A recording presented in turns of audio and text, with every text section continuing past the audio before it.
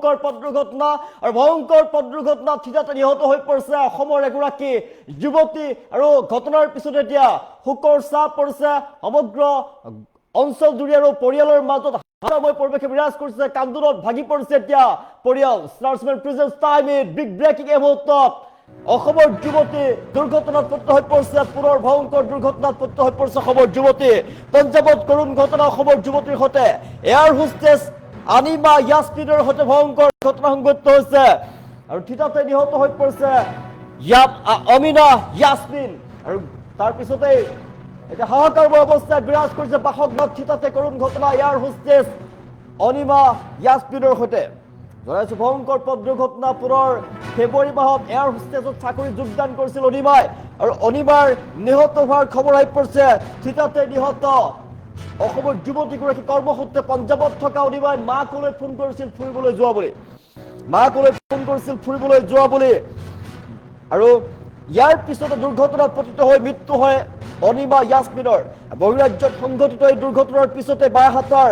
গুইয়া গাঁৱত শোকাকুল পৰিৱেশে বিৰাজ কৰিছে কান্দোনত ভাগি পৰিছে এতিয়া পৰিয়াল অনিমাৰ নশ্বৰ দেহ ঘৰলৈ অনাৰ বাবে বিধায়কলৈ আহ্বান জনাইছে পৰিয়ালৰ লোকে বহিৰাজ্যত সংঘটিত হৈছে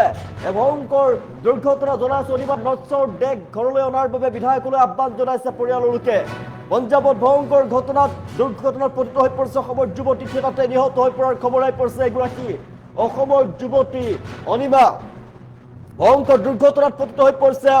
অসমৰ যুৱতী পঞ্জাৱত দুৰ্ঘটনাত পতিত হৈ পৰিছে অসমৰ যুৱতী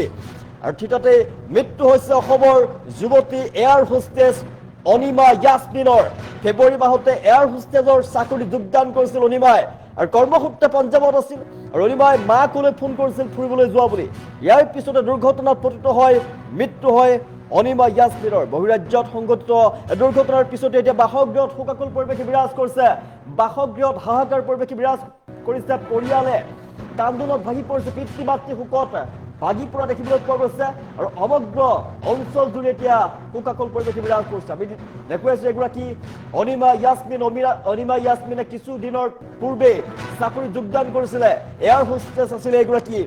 যুৱতী আৰু ফেব্ৰুৱাৰী মাহত এয়াৰ হোষ্টেজত চাকৰি যোগদান কৰিছিল তেওঁ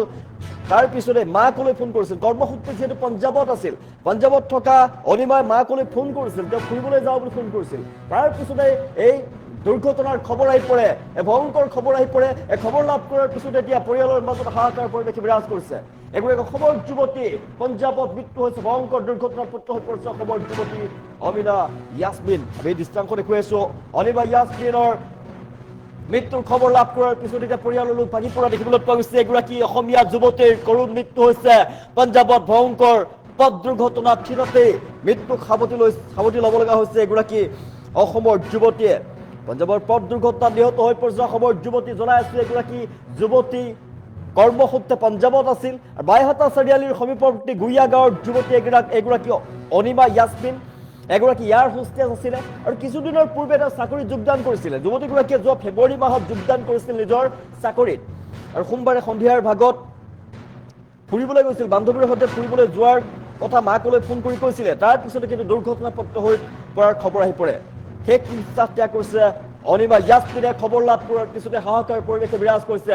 বাসগৃহত এতিয়া শোকাকুল পৰিৱেশে বিৰাজ কৰিছে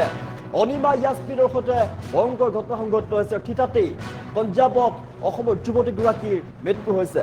পৰিয়ালৰ লোকে অনিমাৰ নশ্বৰ দেহ ঘৰলৈ অনাৰ ক্ষেত্ৰত স্থানীয় বিধায়কক আৰু সাংসদক সহযোগ কৰাৰ আহ্বান জনাইছে সহায় কৰাৰ বাবে আহ্বান জনাইছে বাসগৃহত এতিয়া শোকাকুল পৰিৱেশ বিৰাজ কৰিছে কান্দোনত ভাগি পৰিছে পিতৃ মাতৃ এবতত আমি বাসগৃহৰ দৃষ্টান্ত দেখুৱাইছো এগৰাকী অনিমা ইয়াসমিন মাত্ৰ ফেব্ৰুৱাৰী মাহত তেওঁ চাকৰিত যোগদান কৰিছিলে কৰ্মসূত্ৰে পঞ্জাৱত আছিলে এগৰাকী যুৱতী অসমৰ যুৱতীগৰাকী কৰ্মসূত্ৰে পঞ্জাৱত আছিলে পঞ্জাৱত থকা যুৱতীগৰাকীয়ে মাকলৈ ফোন কৰিছিল যে মই ফুৰিবলৈ যাওঁ মা বুলি তাৰ পিছতে মাকে ফুৰিবলৈ যোৱা বুলি গম পাইছিলে তাৰ পিছতে ভয়ংকৰ খবৰ আহি পৰে অনিমা ইয়াসমিনৰ ভয়ংকৰ পথ দুৰ্ঘটনাত মৃত্যু হোৱাৰ খবৰ আহি পৰে তাৰ পিছতে এতিয়া পৰিয়ালৰ মাজত হাহাকাৰ পৰিৱেশে বিৰাজ কৰিছে বাসগৃহত শোকাকুল পৰিৱেশে বিৰাজ কৰিছে কান্দোনত ভাগি পৰিছে পিতৃ মাতৃ এগৰাকী যুৱতীৰ মৃত্যু হৈছে অসমীয়া যুৱতীৰ মৃত্যু পঞ্জাৱত ভয়ংকৰ পথ দুৰ্ঘটনাত থিতাতে নিহত হোৱাৰ খবৰ আহি পৰিছে শোকাকুল পৰিৱেশে বিৰাজ কৰিছে বাসগৃহত ভয়াবহ পথ দুৰ্ঘটনা পঞ্জাৱত কৰুণ ঘটনা অসমৰ যুৱতী এয়াৰ হোষ্টেছ অনিমা ইয়াসমিনৰ সৈতে ঘটনাৰ খবৰ লাভ কৰাৰ পিছতে এতিয়া হাহাকাৰ পৰিৱেশে বিৰাজ কৰিছে এগৰাকী যুৱতীয়ে মই অনিমা ইয়াছমিনৰ দেউতাক মোৰ ঘৰ গুঞা কমলপুৰ ৰঙিয়া সমষ্টিৰ বৰ্তমান অন্তৰ্গত গুঞা গাঁৱৰ যোৱা ফেব্ৰুৱাৰীত তাই আমাৰ ঘৰৰ পৰা গৈছে কৰ্মসূত্ৰে পাঞ্জাৱত যোৱাকালি গধূলি 5:30 বজাত তাইৰ বান্ধৱী এজনে ফোন কৰিছে যে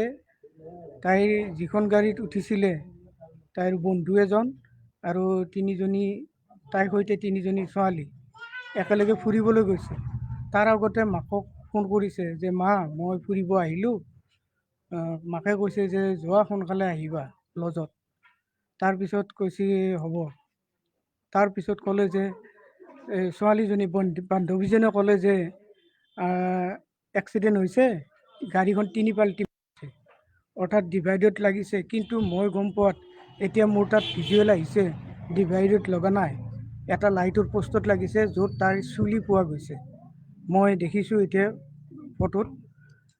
এইটো সঠিক তদন্ত হ'লে কি হৈছিল ওলাই যাব যদি তাই এয়াৰ হোষ্টেজ পঢ়িছিলে গুৱাহাটীত তাৰপিছত তাই কৰ্মসূত্ৰে ৰেডিচন ব্লু পাঞ্জাৱ তাতে 1 বছৰ চাকৰি কৰিলে তাৰপিছত ঘৰত গুচি আহিল যাব দিয়া নহ'ল নিদিয়াত তাৰপিছত আকৌ কৰ্মসূত্ৰে যোৱা ফেব্ৰুৱাৰী মাহত গৈছিলে আকৌ তাৰমানে অহাৰ কথা এই 10 তাৰিখৰ আগত অহাৰ কথা মোৰলৈকে ফোন কৰিছে